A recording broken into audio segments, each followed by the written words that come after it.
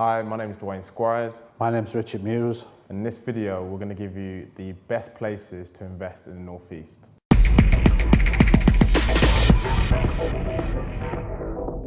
So Richard, can you give us the top places to invest? I know there's loads and loads of good places to invest, but maybe give the audience maybe 2 or 3 good places. Yeah, right. Yes, certainly do that. Now, this is just based on experience and where I feel the market's going at the moment.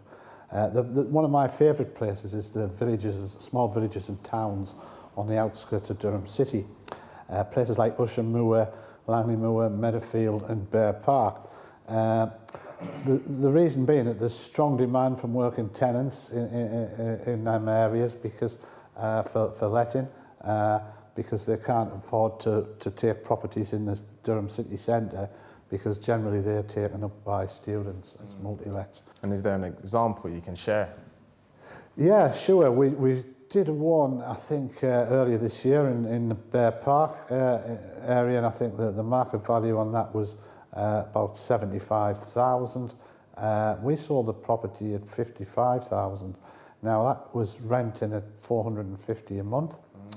So given a 10% yield to a working tenant. So that's generally, them areas are very good and steady. You will get working tenants and you still should get about a 10% yield. Brilliant, brilliant. Another area?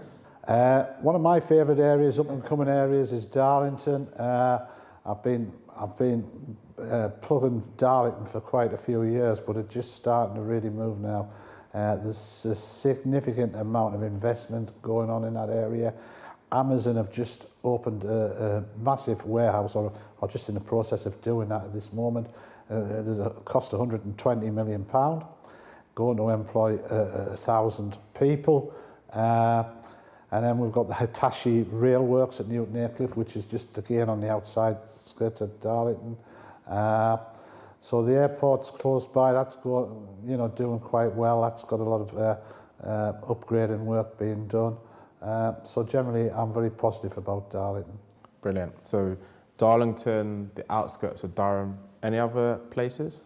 Yes, Sunderland. I like Sunderland. It's really a bit of a slow burner, Sunderland. By that I mean it's getting the investment in there, the infrastructure. It just seems to be taking a little bit of time to do that.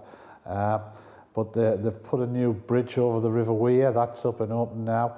Now they're on with phase 2, which is taking a dual carriageway from the south side of the river on the bridge down to the port of Sunderland, so they can be in and out of the port very, very quickly. You've got to remember, Nissan's very, very nearby, just a couple of miles away.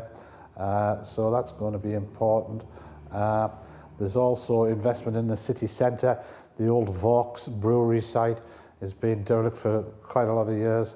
That's starting to be developed now into offices, residential and leisure. And there's starting to be a rise in employment in that area. And there is nice demand, so a good up and coming area. And can you share an example? Yes, I can. We did a nice flat actually in St Bede's Terrace, which is quite a nice area, Sunderland, earlier this year. Market value on that was 75,000. The purchase price was 55,000. Now the rent on that was £500 a month, given a 10% yield. And it's quite common, you can get good 10% yields in Sunderland. Brilliant, brilliant. So to recap, so villages and towns around outside the city centre of Durham, yeah.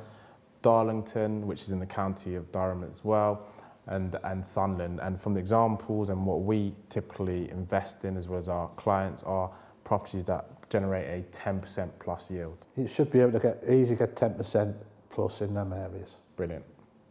Thank you very much for watching our video. If you found it useful, please can you click the like button, as well as follow our YouTube channel by subscribing to it. That will then mean that when we release new videos in the future, you'll be notified of those. Once you've liked and subscribed, why not watch other of our videos by clicking the thumbnail on the right-hand side? This will take you to more helpful videos for you to watch.